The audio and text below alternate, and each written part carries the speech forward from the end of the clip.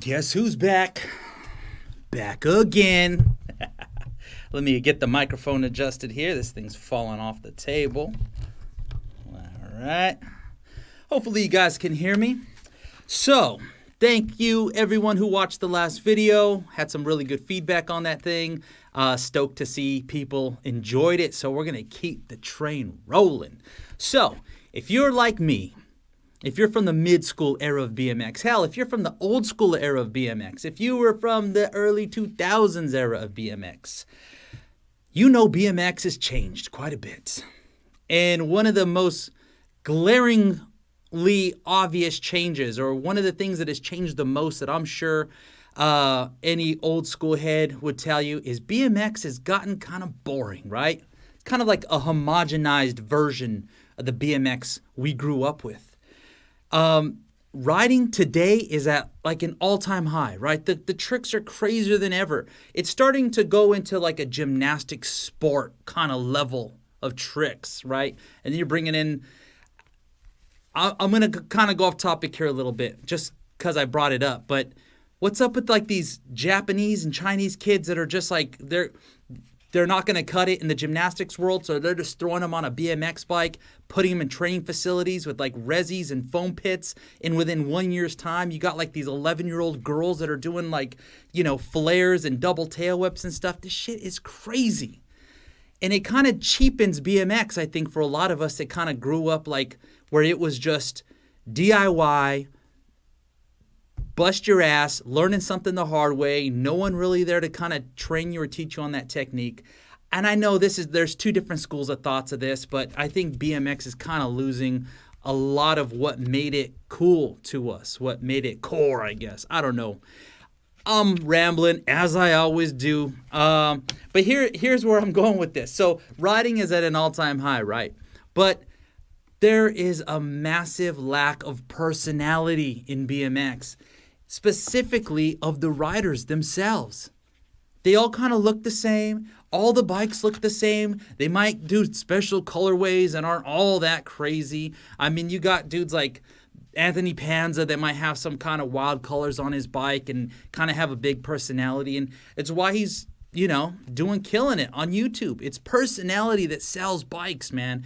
In a future episode, we're going to break down everything that BMX should be doing to actually grow and grow in a positive or the right direction, without kind of losing its identity.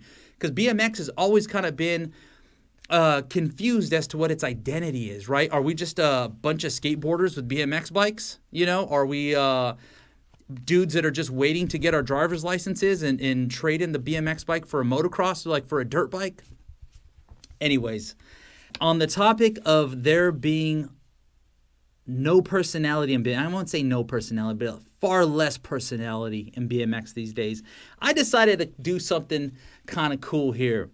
Now I'm a nerd, right? Like in terms of BMX, I'm a nerd when it comes to like cars and shit like that. I'm a nerd when it comes to music. And so I'm going to combine a couple of things that are near and dear to my heart, man. Heavy metal and BMX. And this topic today is, and I'm not even going to call it a top 10 because I think I got more than 10 riders here. But we're going to call this, what band is your, wait, how would we phrase this? I should have thought of the title before I started recording, damn it. What band is this mid-school rider? All right, we're just going to call it that. Now, before we get into this list, as I was making this list, I couldn't help but think on the lines of the personality that BMX is missing. What happened to nicknames? What happened to cool nicknames?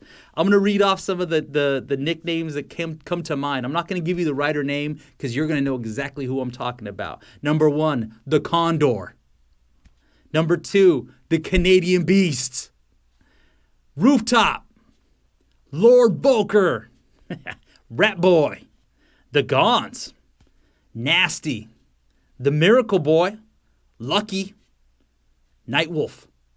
You know everybody I'm talking about. These are just kind of the fact that people were rocking nicknames like that just meant that BMX, just the personality of it was just more fun, right? It was just, anyways, let's get into this thing. So in the world of heavy metal, there's 4 bands that are regarded as the big 4 of thrash metal or the big 4 of heavy metal. That's Megadeth, Metallica, Anthrax, and Slayer. Now, anybody that's like a real music nerd knows those are the 4 that kind of broke, specifically like out of the Bay Area in the mid-'80s, and they really put thrash metal on the map. They kind of solidified the genre. They became the poster child for the genre, and they carried the torch for decades, even to this day. And there are a big 4 in the world of BMX. There was anyways in the mid-'90s, in the late 90s. They were the gladiators of the sport. There was 4 dudes that were kind of like super pros at the time. And they were always the ones vying for the top 3 spots on the podium. And that was Matt Hoffman, Jay Miron, Dennis McCoy, and Dave Mirra. So my initial thought was like, which 4 bands would correlate with which 4 riders? And I was really going through this list and like trying to think of what made each rider as an individual similar to each band. And when it all came down to it, I just kind of had to scrap that idea. So sorry to lead you down that road thinking that's where I was going with it. But I think I came up with a pretty cool list of bands as BMX riders. So the first one I'm going to bring you guys right here is Dennis McCoy. Yes, the OG. I regard him personally, right? The longer I've been in BMX, every era, I would have a new favorite rider. It was the Gons. It was Troy McMurray. It was Van Homan. It was Matt Hoffman. But over the years, there was always a dude that you could not deny. You had to pay homage to this guy, and that was Dennis McCoy. He is the OG. Now, there were riders before him, of course, but he was in the thick of it. And in the early era, in the old school era, competitive.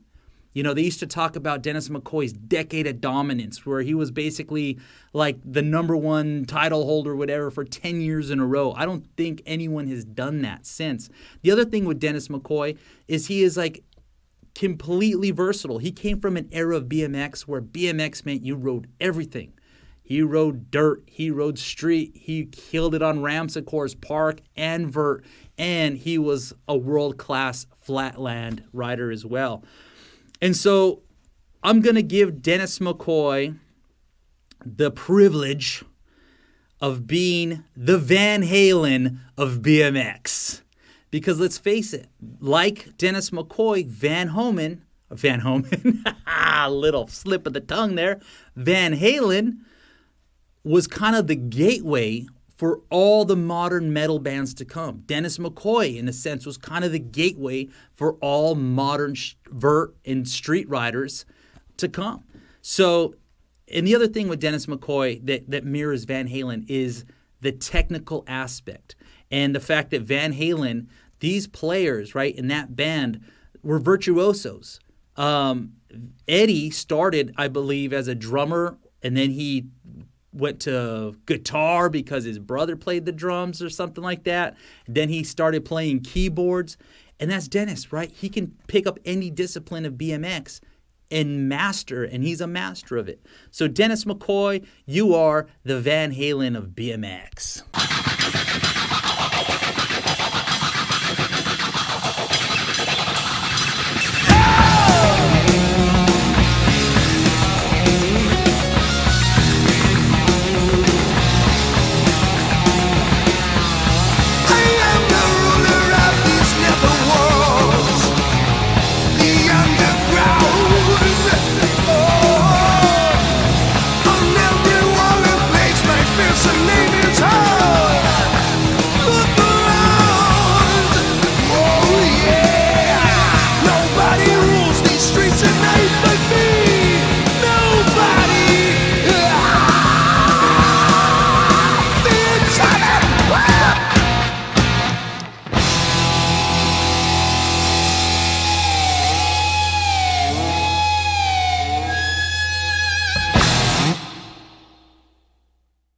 All right, let's keep the party rolling, because I'm a rolling. All right.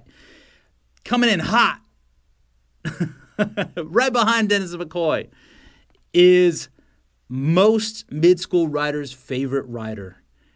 This is the dude that was a massive game changer.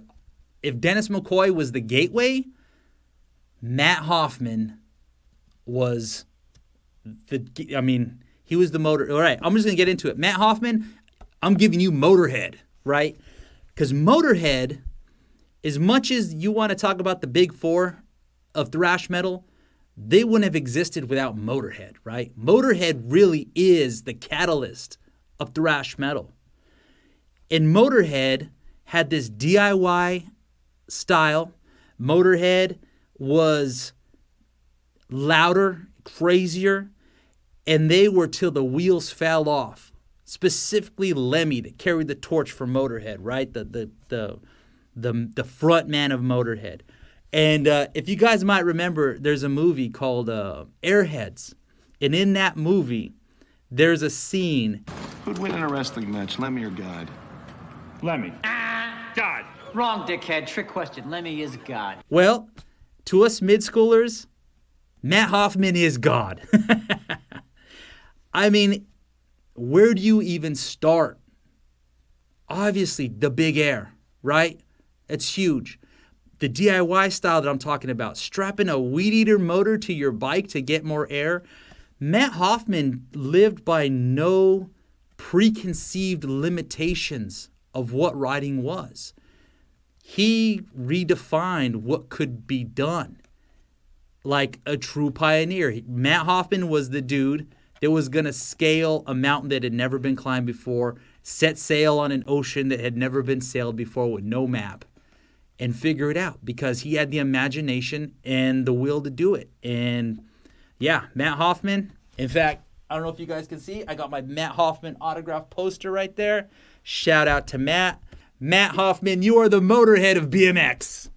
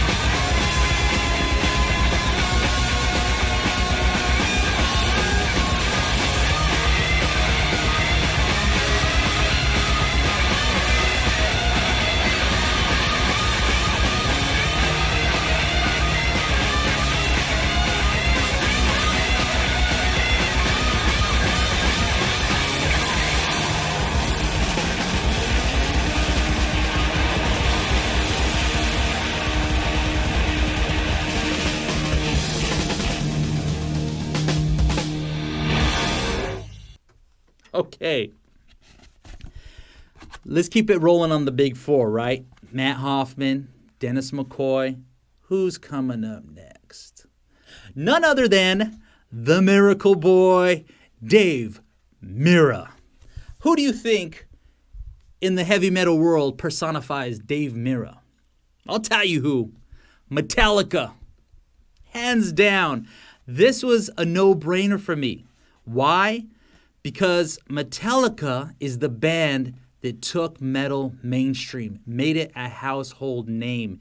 If you met someone that knew nothing of heavy metal, they still knew Metallica. That would be the one reference they would give you. And that's what Dave Mirra became for BMX, man. Dave Mirra made BMX. Dave Mirra, like Metallica, in my generation was the first household name of a BMX rider.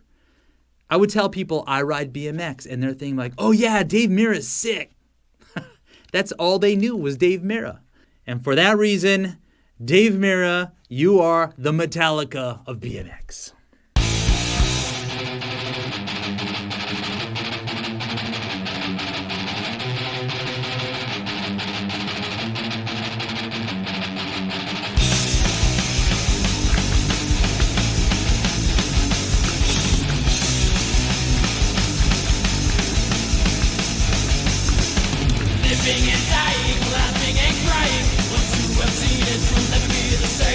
Life is in the fast lane, it's just how it seems.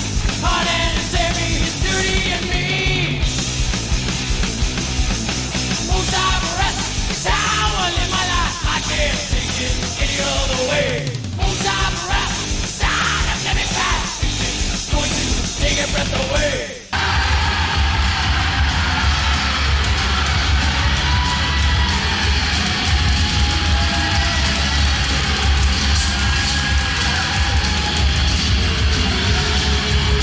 So there's one more member of the Big Four, just as there is another member of the Big Four in metal, and that would be the Canadian Beasts, J motherfucking Miron.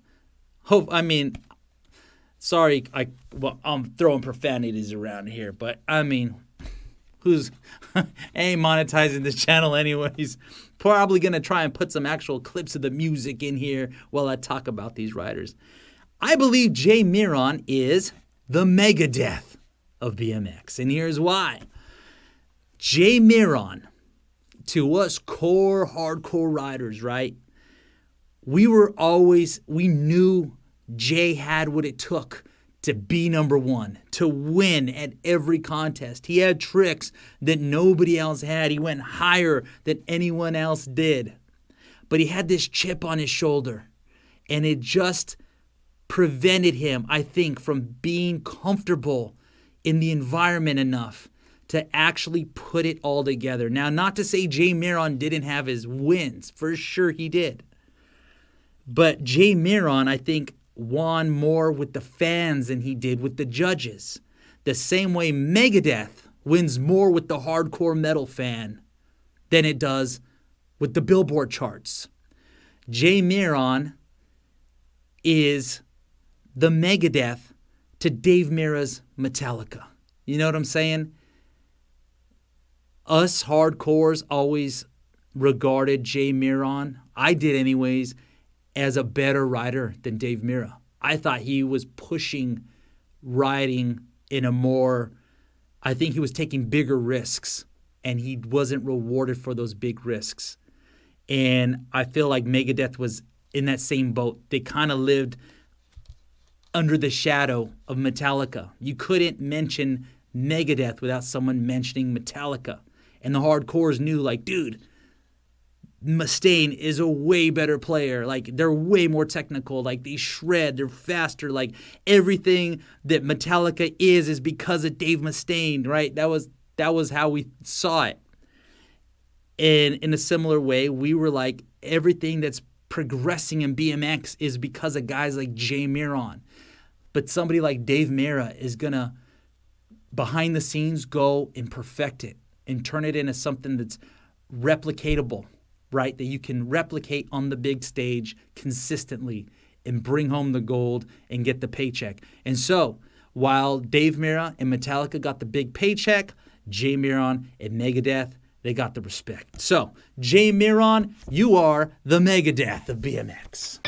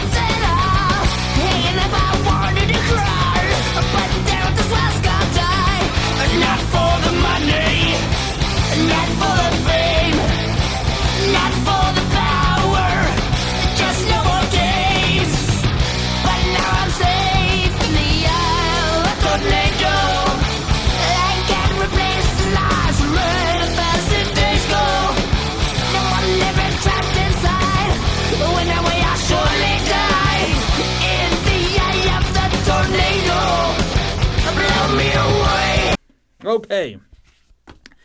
That's it for the big four. Those are the ones that kind of came easy. These other ones were, man, they were tough to kind of like put in order. Now, I knew there had to be a slayer of BMX, right? Somebody that just took it to the next level in terms of hardcore. And there was a few names that came to mind. I mean, For a second, I was considering just giving Matt Hoffman the Slayer Award. He could totally get that. But I'm going to give Slayer to none other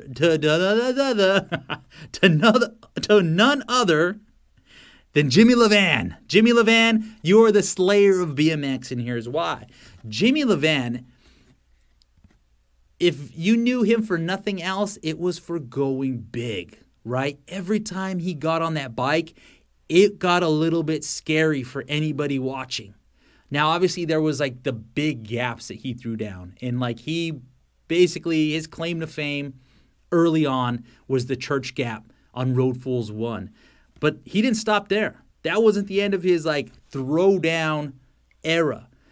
And like Slayer, Jimmy Levan left this impression on the BMX landscape that just continued to push BMX, street specifically, into this big, gnarly progression.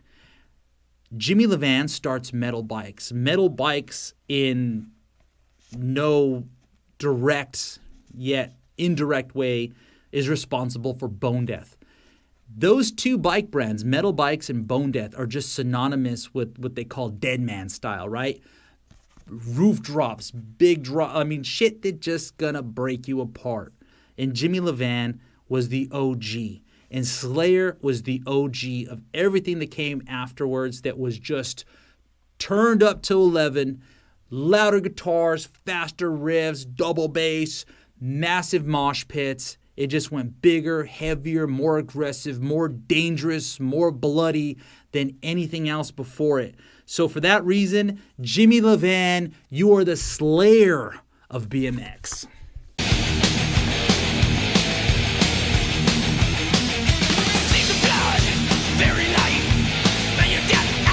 Deep inside of you, about to make as it bleeds, praying for the end of your wide awake nightmare with the pain. Reach out for you, his face of death staring down, your blood's running cold. Check his cells, dying eyes, feeding on the screams of the music he's creating. Pathetic, harmless victims left to die. Rapid, interlude death, flying free.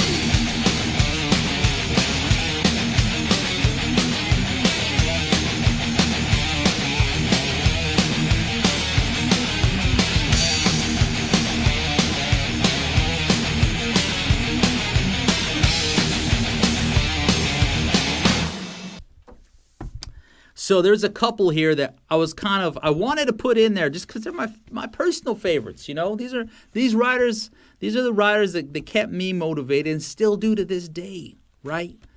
The big one right here, Mr. Troy McMurray. Okay. I had a tough time with this, right? Because Troy McMurray, he rode ramp, he rode dirt, he killed it in the streets, so he was versatile. Stylistically, though, Troy McMurray, he kind of had this he had this street tough, streetwise kind of persona, right? Like you just knew Troy would throw down, right? I think there was a quote. He said, if you're looking for trouble and if I'm around, you don't need to look any further. Something along those lines, right? He was no stranger to a fist fight. But he was also very much rock and roll, very much punk. So he was melding street, rock, punk. You could see him whipping the old 6'4", right? You could see him rocking a Dio on his video part. So I need to figure out what band personified a melding of street style, rock, rap, all that culture. I think you might have figured it out by now. Troy McMurray, you are the Rage Against the Machine of BMX. This is the best fit I could figure out. Not to mention, now we're not going to get into what Rage Against the Machine is today, right? The $500 tickets and they're the man, right? But there was a time when Rage Against the Machine was the poster child for anti-establishment. And so was Troy McMurray. There was an ad that S&M ran. Hopefully I can find an image and put it up here. This is from the 97 X Games. Mid 360, Troy McMurray throws the finger to the judges. I mean, that's rock and roll as it gets. Might have pissed off the judges, but it made a lot of fans with the hardcores, right? And I'm sure S&M loved it too. And that was kind of the Rage Against the Machine thing. They were the middle finger to the establishment. So I think it makes sense that Troy McMurray. Oh, and on a side note, there's that. You can actually see me in the picture. I can't really point it out here because it's so tiny, but I was at the 97 X Games right there on the rail, watching it all go down. And I think that's really where I became a fan of Troy, because he was one of the few riders that actually took the time. I was like 15 years old at the time, but he actually, after his run, would circle back, high-five the fans, signed an autograph for me, and we actually kicked it there after a few runs and was just shooting the shit with me, asking me, he's like, oh, what do you think I should do next? What do you think I should throw next? You know? And I mean, yeah, who cares he threw the middle finger to the judge? Like, he was interacting with fans. He's selling bikes.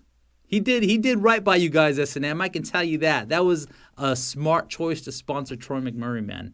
So Troy McMurray, you are the Rage Against the Machine of BMX.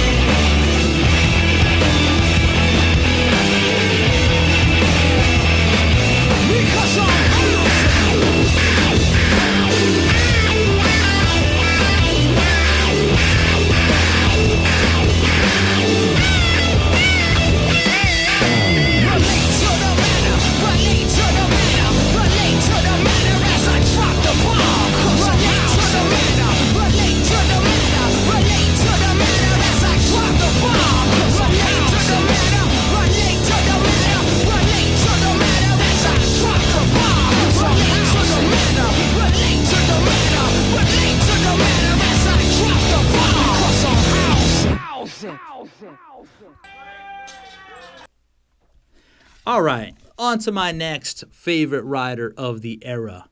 That would be Mark "The Gons" Gonzalez.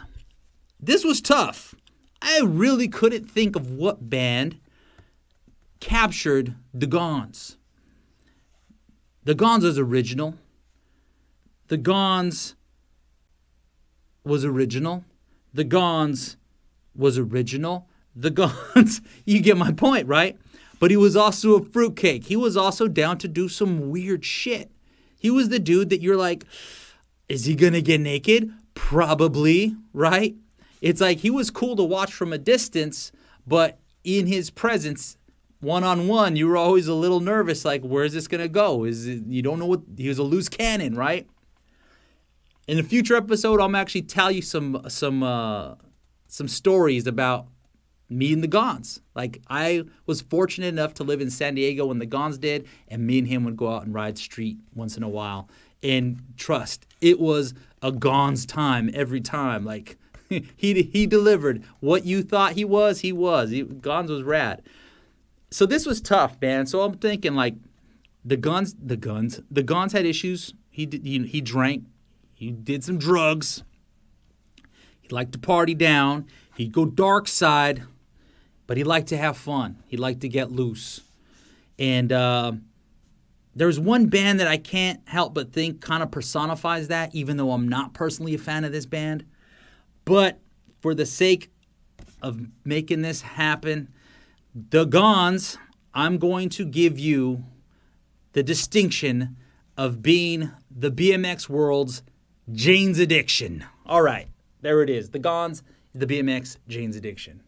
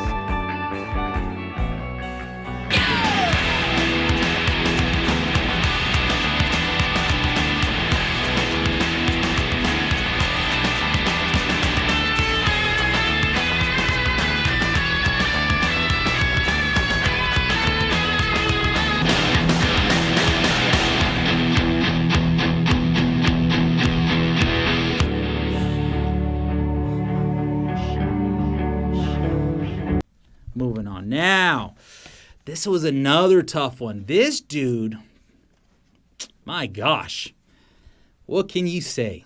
Let me just throw this out there. Van Homan. What do you do with Van Homan? Van Homan's larger than life. Van Homan could be any one of the big bands that I have already named, right? The thing was, Van Homan wasn't the OG, right? He wasn't in the old guard. He's a mid-school rider for sure, but he wasn't coming off of the old school era the way McCoy and Miron and Hoffman were. So I was trying to think of what band personified a continuation of the progress of heavy metal. And here's the thing with Van Homan, right? I consider him the first gladiator of street. Until Van Homan came along, street was kind of like what Sombra was doing, right? Real creative stuff, fakey tech, manuals. Like, yeah, they throw down some burly stuff too. But Van Homan, he brought what that over-the-top, like, gladiator BMX stuff that they were doing in vert and street on the X Games to the streets. Van Homan was basically the continuation of what the big four were in the vert world, now brought into a new era, and he put it into the street. So Van Homan, I hope you guys agree with me on this. This might not resonate with a lot of people, but I'm going to say Van Homan is the Slipknot of BMX. Now, I know the personalities aren't really there, right? Like, they're personality-wise, it doesn't feel like a good fit. But hear me out. Slipknot is kind of a continuation of where all that thrash and that old 80s, 90s metal left off. And they continue to kind of push things forward, continue to push things bigger and burlier. But unlike Jimmy Levan and Slayer, Van Homan had a technical side to him. Van Homan had a versatile side to him. Van Homan did ride ramps, did ride dirt, right? He just wasn't a one-trick pony on the street. Not saying that was Jimmy Levan. But Slipknot, over the years, right, they evolved as well. Not everything was just pure mosh pit, right? They started bringing in the ballads and just like different types of sounds. They were very versatile. They had multiple drummers and keyboards and sampling and all kinds of stuff. They didn't pigeonhole themselves to just this one idea of what metal was, and Van Homan never pigeonholed himself to what singular idea BMX was, where you can ride, how you could ride. And so I think it makes sense that Van Homan is the Slipknot of BMX.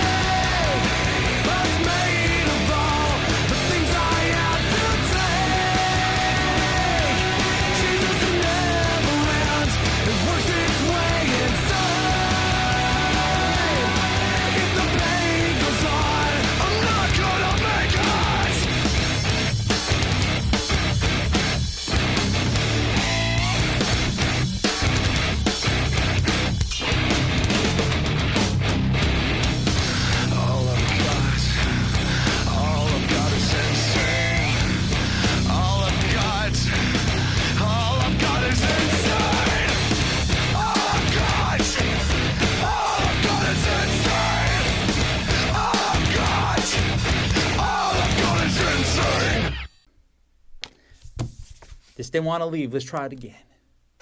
Okay. On to the guy that actually inspired this list.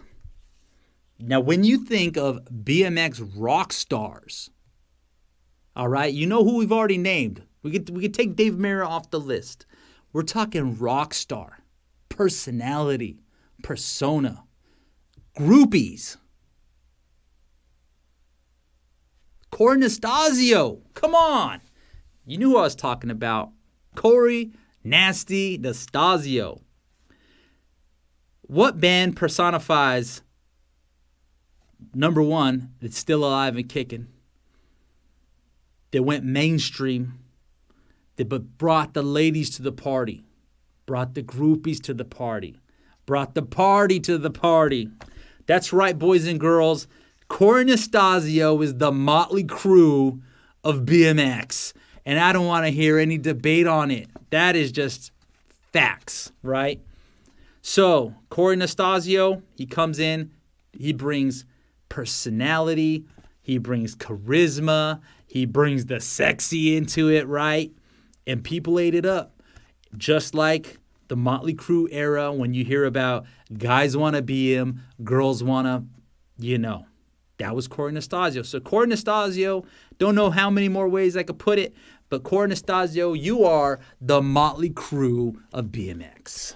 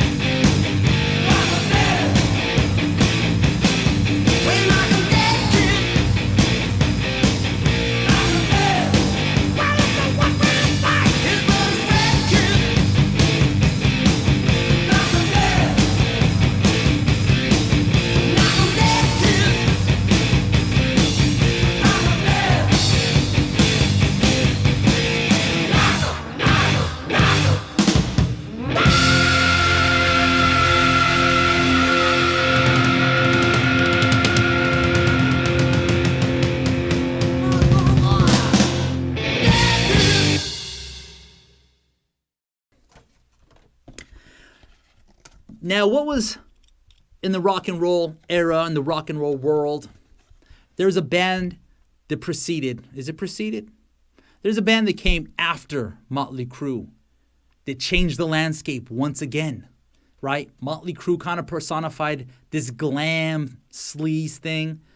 There was a band that came after them that was more stripped down, more raw rock and roll, more street, less glam. That was Guns N' Roses. We're playing this one backwards.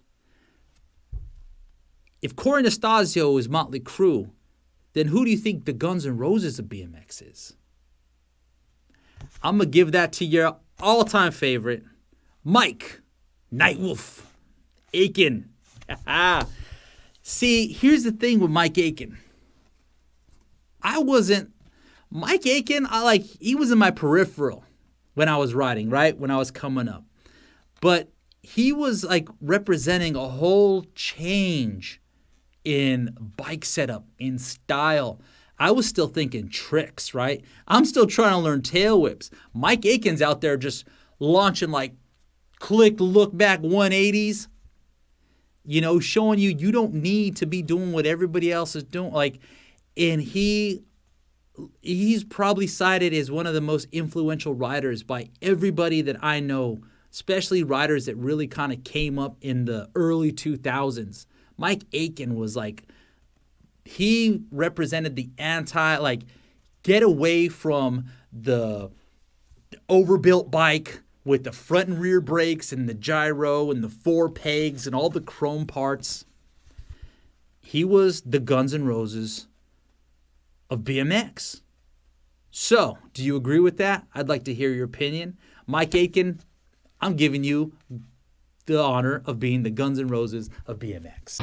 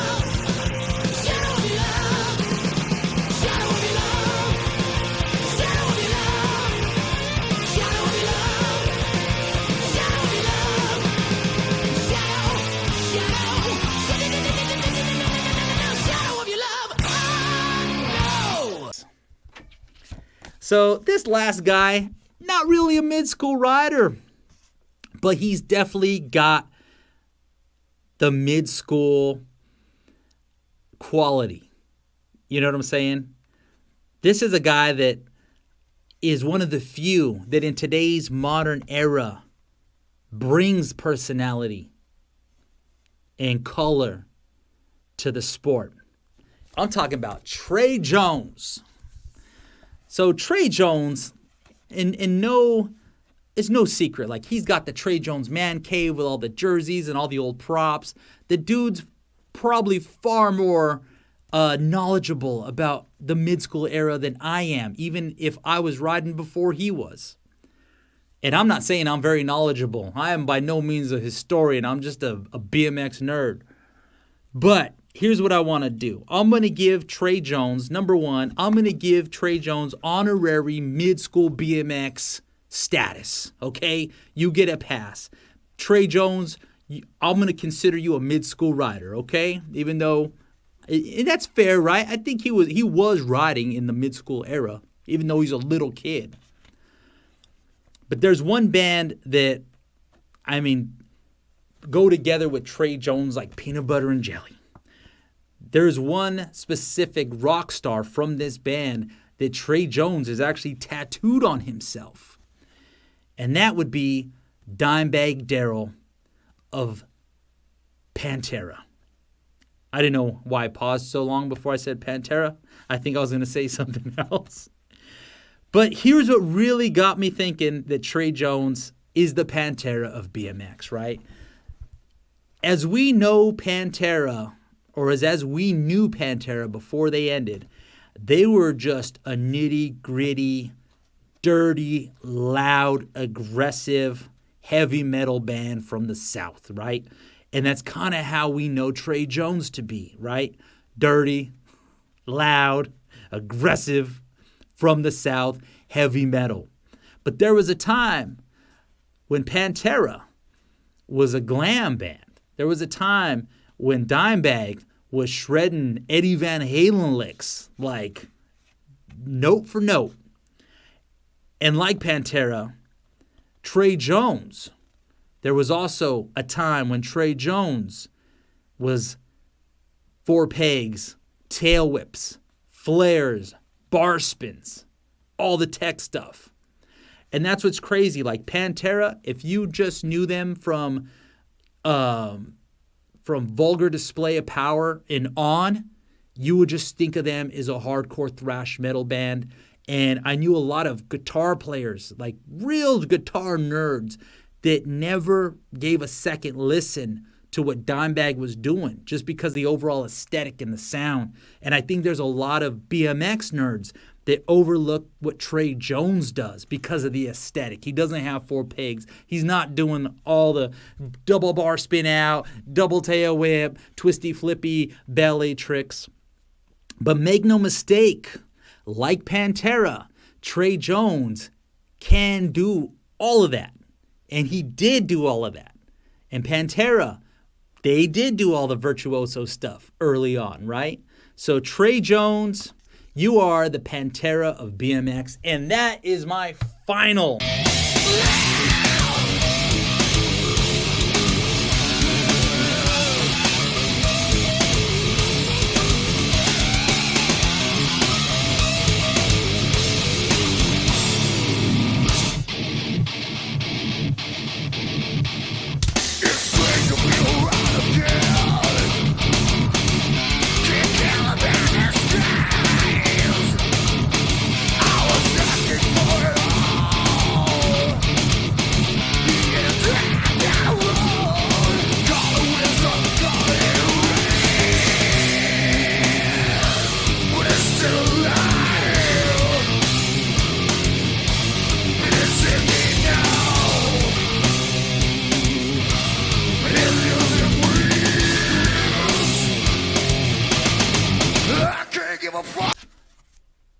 My final rider that I am comparing to metal bands. I hope you guys hope you liked it. I hope you enjoyed this episode. Subscribe, like, comment. Also, check me out on Instagram. That is at max_overdrive. That's about it for today. Hope to see you guys next week. I am out.